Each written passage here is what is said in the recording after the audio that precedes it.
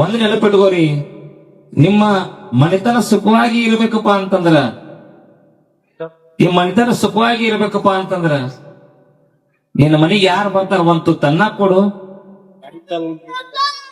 ಒಂಚರಿಗೆ ನೀರ್ ಕೊಡು, ಅವರಿಗೆ ಸುಖವಾಗಿ ಇರಾಕ ಸದಾಶಿವಮೂರ್ತಿ ಆಶೀರ್ವಾದ ಮಾಡ್ತೀನಿ.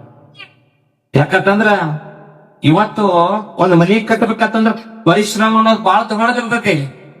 ಎಷ್ಟೋ ಎದ್ದೋ ಬಿದ್ದು ನಮ್ಮ ಕಷ್ಟಗಳು, ಅವ್ರ ಮನೆ ಕಟ್ಟಬೇಕಂದ್ರ ಕಷ್ಟಗಳು ಆ ಭಗವಂತ ಗೊತ್ತಿರ್ತೈತಿ. ಯಾಕಂದ್ರೆ ಅದು ಮನೆ ಅನ್ನೋದು ಸಾಕ್ಷಾತ್ ಮನೆ ಅಲ್ಲ, ಪರಿಶ್ರಮದ ಮನೆ ಅದ. ಕೂಲಿ ನಾಲಿ ಮಾಡಿ ಎಲ್ಲ ಎನ್ನ ಅಂದು ಸಾಕಷ್ಟು ಕಷ್ಟಗಳನ್ನ ಅನುಭವಿಸಿ ಕಟ್ಟಿದಂತ ಮನೆ ಇರ್ತೈತೆ.